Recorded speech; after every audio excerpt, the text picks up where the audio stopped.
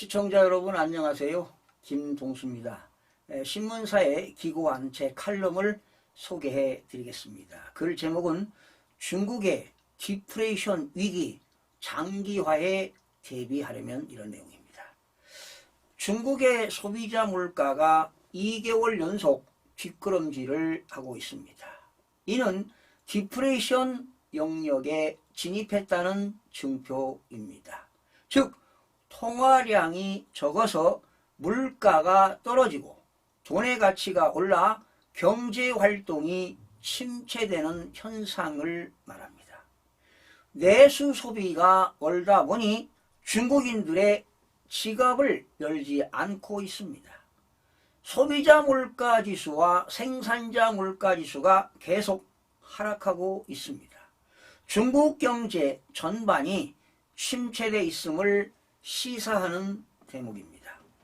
중국 경제는 지금 안개 속으로 빠져들고 있습니다. 국제신용평가사 무디스는 중국의 국가신용 등급 전망을 안정적에서 부정적으로 하향 조정했습니다. 그 원인은 바로 부동산 시장의 침체 및 지방정부 부채 급증 등을 내수 이축으로 꼽았습니다.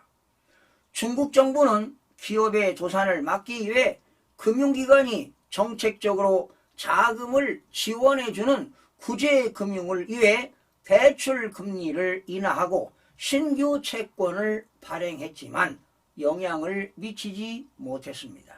특히 팬데믹 사태에 따른 제로 코로나 봉쇄 정책도 중국 경제에 영향을 미쳤음을 시사하는 바가 큽니다.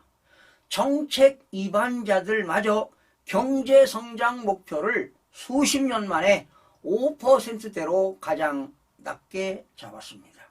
중국의 소비시장을 주도해온 젊은이들이 백화점 1층의 명품 매장을 둘러보지 않고 값싼 매장이 몰려있는 지하로 발걸음을 재촉하고 있습니다.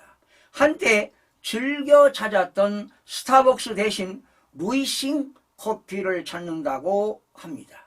이는 저소득과 취업난이 심각하다는 증표입니다. 중국에서 16세에서 24세 청년들의 실업률은 지난 6월에 21.3%로 역대 최고치를 기록했습니다. 이후 중국 정부는 이 자료에 대한 발표를 중단한 바 있습니다. 아마도 일시적 구직 단념자 등까지 포함하면 실제 청년 실업률은 50%에 육박할 것이라는 분석도 나오고 있습니다.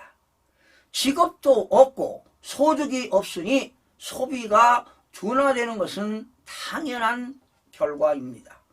시진핑 국가주석도 현재 중국 경제가 어렵다는 점을 시인했습니다. 시 주석은 팬데믹 사태 이후 중국 경제가 회복되고는 있지만 어려운 국제 정치 경제 환경과 국내의 경기 구조적인 문제에 직면해 고전하고 있다고 토로했습니다. 이어 내년에는 적극적인 재정정책 그리고 더 효율적인 통화정책으로 경기를 끌어올리겠다고 항변했습니다. 파산 위기에 빠진 중국 부동산 개발업체들의 시장 혼란으로 중국 경제의 모멘텀이 큰 타격을 입게 되었습니다.